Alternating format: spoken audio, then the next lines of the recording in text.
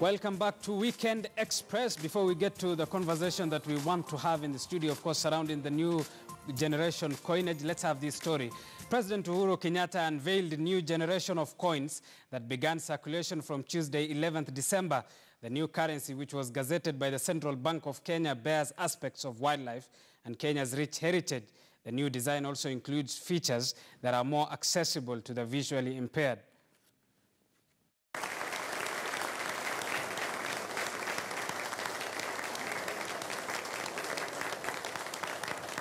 And now we set up for the national anthem and the East African Community Anthem.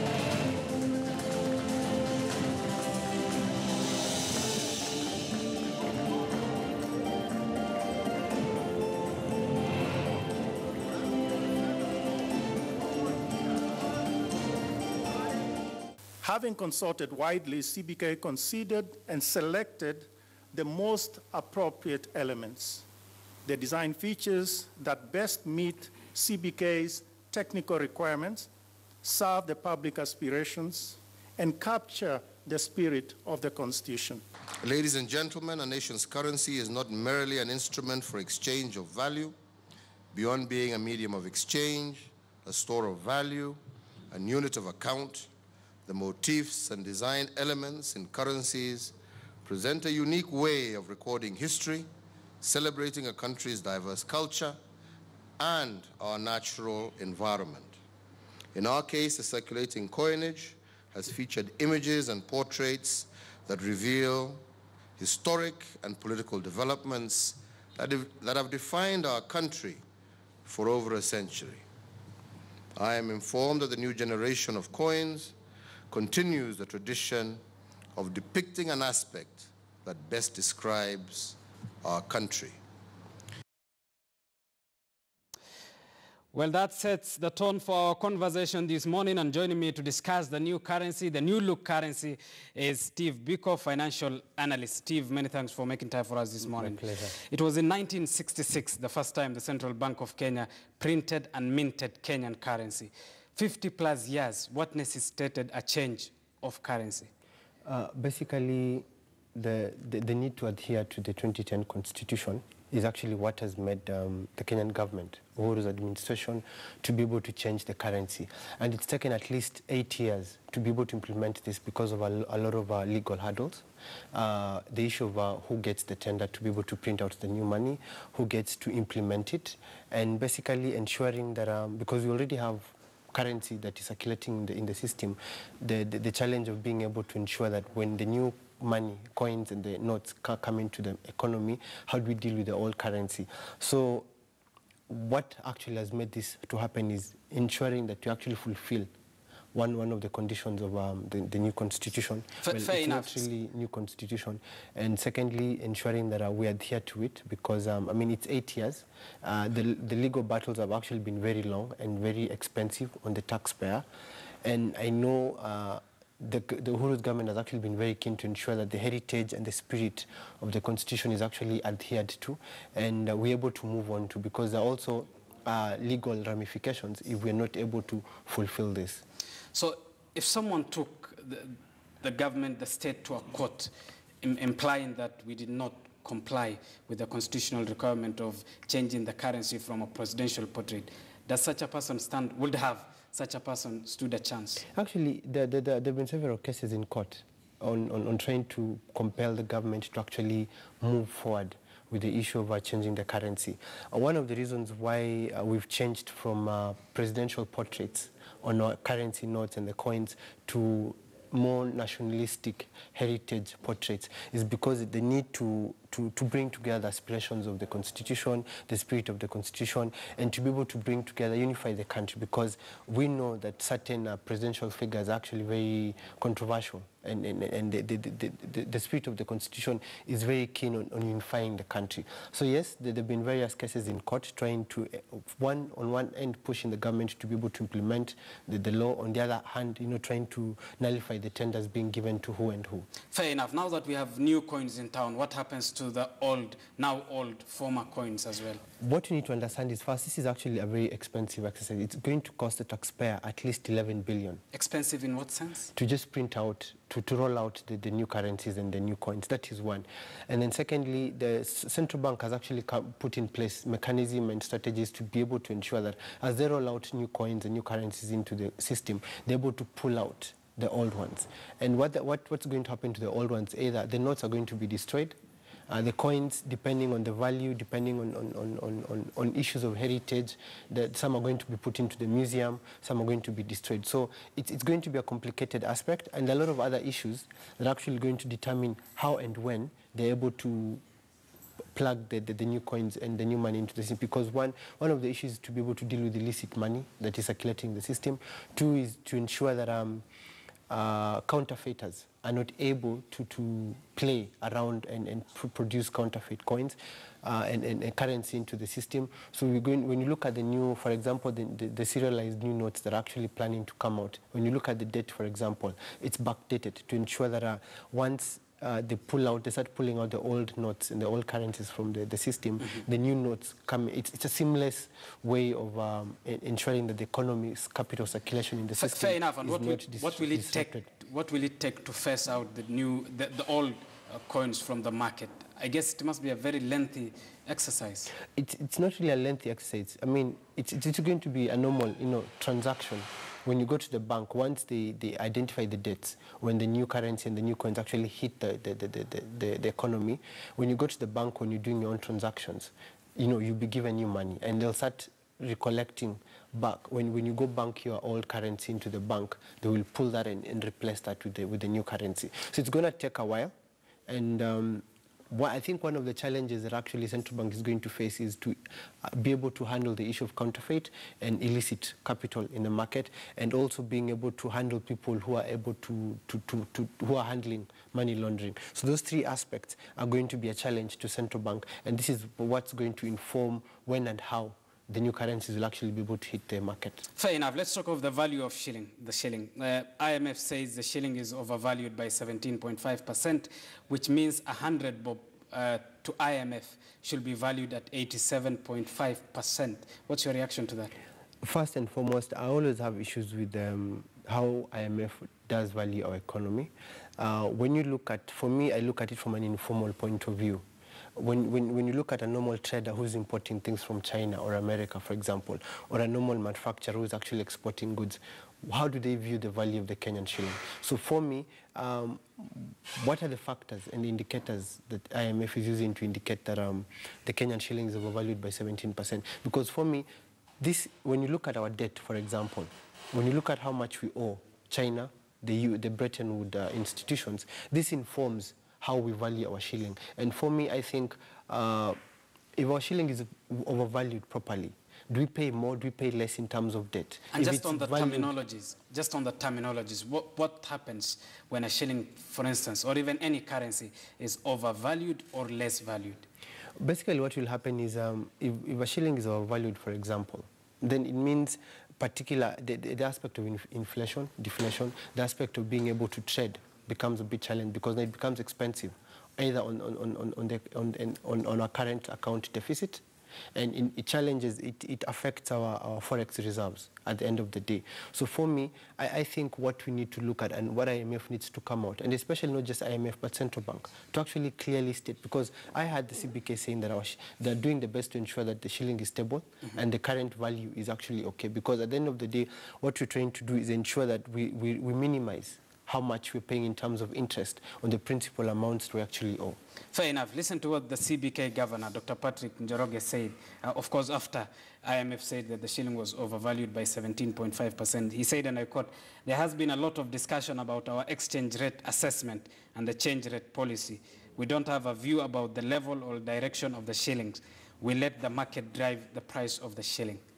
That's the same thing I'm actually saying, because when you're looking at the aspect of valuation of a shilling, for example, the issue is about import and export. The issue is about our current account deficit. The issue is about our forex reserves. And we're seeing IMF coming out boldly and saying that we are actually overvalued by 17%. But then now, what will be the impact of that on our debt, for example? Do we pay more? Will that mean that we have to cough up more in terms of interest? Do we pay less? Those are the questions that we actually see that central bank is actually saying, let the market forces actually be able to address this. And for me, I think believing IMF or World Bank will mean every person, every institution is actually trying to push for their own interest. So for me, National Treasury, local think tank need to actually support what central bank is trying to do and come out with the exact fundamentals in terms of being able to value our currency. Fair enough, because I was wondering of the last statement of the statement that I just quoted, which is, we let the markets drive the price of the shillings. Understanding the volatility many often in the markets, yes. Should the markets be driving the shilling as well? Legally, we're a liberal market, which means it's the dynamics of buying and selling will determine how the value of a shilling is. When you look at our export valuation, when you look at our import valuation, you look at the current account or forex, these are the things, these are some of the factors. Inflation, CPI index, we're looking at the issue of commodities, the fuel, for example. A lot of factors will actually go into the basket when you come in to determine the value of the shilling for the economy. I mean, how we're performing against major international currencies like the dollar, the euro, the pound. You know, and what I know is Kenya is a frontier market, which is actually being hit hard compared to what's been happening in emerging markets like Turkey. Hit hard by? In terms of how volatile the markets are, in terms of how, because the dollar is actually becoming very strong, which will have a negative impact on local currencies. And for me, this comes back to the initial question you asked me. As we have the new currencies, what are we looking for? Should we be happy about the new currency and things like that? And this is a question the central bank needs to answer, because as we celebrate what our constitution has given us in terms of new currencies and trying to unify we as a country and celebrate our heritage, we need to ensure that the value of our currency is something that can actually be able to purchase you something across the world anywhere. Fair enough. You say the dollar is getting stronger. Of course, it's been strong for the last couple of quarters. But it's getting stronger. Yes. What will it take to make, for instance, a local currency as well stronger to the equivalence of even a dollar? Well, first question you need to ask is, do we need a strong shilling? Don't we need a strong shilling? It will depend. If we get a strong shilling, what happens in terms of our exports? If we have a weaker shilling, what happens in terms of our import? So these are questions the central bank needs to derive a balance to ensure that we're able to have a healthy forex exchange aspect and a healthy current account aspect. But most importantly is for us to have a stable, valuable currency, we need to focus on our manufacturing aspect, production aspect, agriculture, and tourism. These are the core aspects of the economy that actually will enable us to define how best it is to value our Kenyan shilling. Because at the end of the day, the way the systems are set up in the country, we're a net importer, which basically means how we value our currency. And that's where IMF comes in and talks about the aspect of our shillings overvalued by 17%, because everyone is trying to look at how much more can we get out of this economy in terms of making profit for ourselves. Talking of IMF, of course, mid this year withdrew its facilities, of course, which had analysts as well say that the shilling has been half naked. Are those sentiments as well you agree with? This is a conversation that Parliament has been having. The issue of how we're managing our debt is actually been of keen concern. The issue of how much money are we making. You know, when you look at the health aspect of our current account deficit and our forex reserves, and it's a question that the president himself has actually said that he will continue borrowing because he believes his administration is handling the aspect of debt management prudently. However, Bretton Woods institutions, including IMF, believe otherwise, and that's why they've been able to do this, because when you look at our debt aspect, we actually, when you compare it to the gross domestic product, we actually above the ceiling, and we are dangerously approaching the 60% when you look at how much our debt is versus our gross domestic product. So IMF withdrew the facility because they believe we're not managing our facilities very well. And right now we are borrowing to pay. And when we talk of those facilities, what exactly are we talking of? It's a bit of a coded language to many of the viewers. What are we exactly talking of? Well, basically, we need overnight lending. I mean, there are several multi-level of aspects of lending, because currently we need money to pay off our current debts. So we are looking for another Eurobond to pay off current existing debts, for example. We need money to pay off the current projects that the president actually kind of put a stop to them because we don't have the budgets for that. We need money to be able to pay salaries and manage high-end aspects, the military, aspects of tourism, policy implementation, our international obligations, the monies we owe to institutions like the World Bank, the AU. So it's basically, if you're able to look at a country as an individual person, rent, bills, and things like that. And how does that affect the shilling now? Now, that will actually have a direct impact on the shilling depending on how forex reserves are being managed by central bank, how our import and export aspects are. Because, for example, if you look at our import-export relationship with China, it 100% favors China. If you look at what KQ has been trying to do in terms of the Kenya-New York direct flight, we've been able to reduce that because the flight route was actually favoring importers. And you can't keep importing everything every single day, and we've got nothing we're actually importing. So when you look at the direct impact on the Kenyan shilling, it's negatively impacting the Kenyan shilling because as a country, the basic macroeconomic fundamentals are actually not being pushed to a level that actually be green to be able to support the economy. You talk of the business. Let's talk of the business environment in the country. The Ease of Doing Business report that was released by the World Bank showed Kenya moved 19 positions from 80 to 61. That is the latest report, of course. Yes. What is that indicative of? When you're looking at the Kenyan economy, we need to be able to look at it in three aspects. There's the government aspect, the civil servants. That's one of it. We've got the listed companies, the formal aspect, the 64 listed companies on the stock exchange. And then we've got the informal sector. So the report basically favored the civil service and then the formal sector, the listed banks and the industries, Safaricom, Equity, and the likes. But completely ignore the informal sector because for me, the informal sector is what's actually driving the economy, and the ease of doing business has actually become more difficult. But when you're looking at how Safaricom is doing business, for example, or any other listed firm like Mumias or KQ, things are actually becoming better in terms of exchange of currency, in terms of being able to coordinate with our international partners. So the report only focused on the formal aspect, which is actually very subjective when you're looking at the overall aspect of our economy. Fair enough, because I was covering this story when the World Bank was releasing this report, and one of the aspects they mentioned was they used one city in every country to judge and then report based on, which begs the question, I mean, can an entire country be used by just the ease of doing business in its capital? Yes, it can to an extent. You see, like Nairobi contributes at least 40% to the gross domestic product of this economy. So if you're looking at the stock market, for example, it's the heartbeat of the economy. It gives an indication of how the economy is. So if you're able to look at the key numbers, for example, if you're looking at the high movers, you know, in various sectors listed, and also the low movers, you can be able to have an indication of what the economy is with a margin error of maybe 7 to 11%. However, if we ignore the informal sector, the people of Gikomba, the light industries of Thika, Ruiru, you know, of what's happening around Nairobi, then you will not have a complete picture. If you ignore the Shylocks who lend to the SMEs, if you ignore the mushrooming mobile money aspects that have actually been mushrooming all over the place, trying to compete with the official listed money lenders. And do you believe the World Bank has ignored this sector? I think they've not ignored them. I don't think they have the right parameters or the factors to be able to measure. Because this is an informal economy that's actually morphing every single day. And we see we have a lot of regulations that are actually coming out, trying to control this. Like right now, Central Bank is trying to come up with regulations to monitor and regulate the mobile money lenders, which is actually going to be very difficult. You know, we're seeing the government coming up with a task force to be able to manage blockchain technology. So World Bank and IMF will not have the right factors or the parameters to be able to measure the informal sector. Fair enough, because we hear many at times of the economy growing, Kenya's economy growing, which begs the question as well. The economy, at least on paper, at least on statistics, at least judging by the market, could be growing. But isn't it not equally true that the gap between the rich and the rest is equally widening?